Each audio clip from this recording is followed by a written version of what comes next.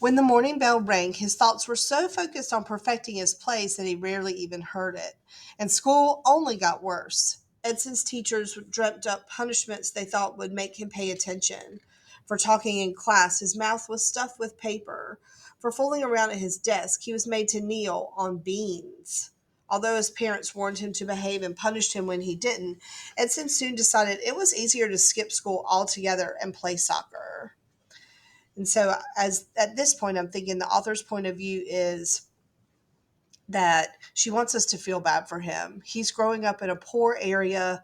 He's not doing well in school. And instead of his teachers doing things to encourage him to do better, they're punishing him. And all that does is make him want to leave altogether. Around town, September 7th became known as the Shoeless Ones, a pretty good team of boys who kicked around a ball of rags because they were too poor to afford shoes. What about uniforms, Zeporto? A defender on the team wondered one day. Yeah, and shoes too, everyone agreed, thinking maybe a new look would change their image. The boys put their heads together and came up with a plan.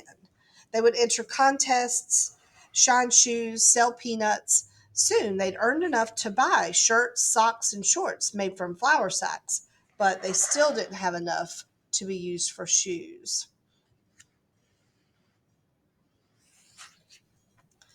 For Edson and his team, playing the game was all that mattered. They challenged everyone to take them on, even the locals, who streamed out of the factory at the end of their shifts and stopped to watch the boys practice. And it wasn't long before older players who had once turned Edson and his friends down, they were playing against them. And barefoot, the shoeless ones, were winning. So they're a good team. It started one day during practice. Someone called him Pele, and then someone else, until the entire team was doing it. At first, Edson thought they were calling him the name of legendary soccer Pele.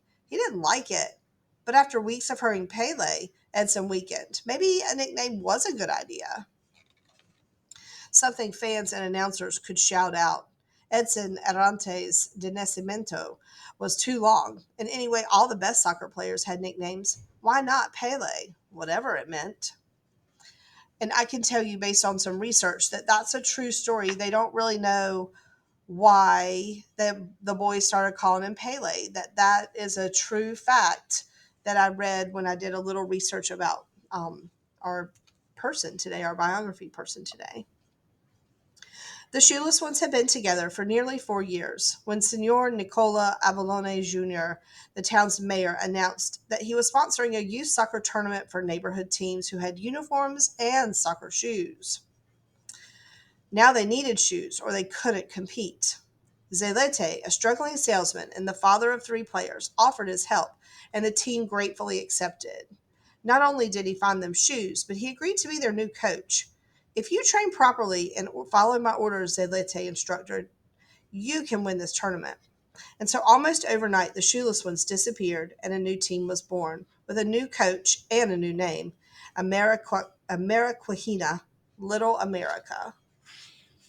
So all of these people are real, and these tournaments were real. So even though this is literary nonfiction, they're embedding the facts into the story of Pele. Using his soccer skills, Zelete got hold of a collection of badly worn soccer shoes, donations from another local team. I'm going to try to attempt the Portuguese, but I do not speak Portuguese, so I'm going to do it phonetically. Pede pobre neo tamanho, he shouted in their native Portuguese as the boy dived for the shoes. The foot of the poor man doesn't have a size. So think about what that having that quote in there tells you about their team. Now, instead of focusing on their feet, the team could concentrate on the game, though playing with shoes took some getting used to.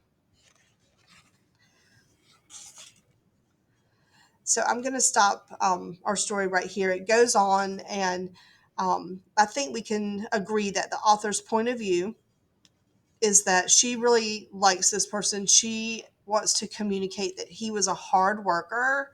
If we turn back to the back, there's an author's note.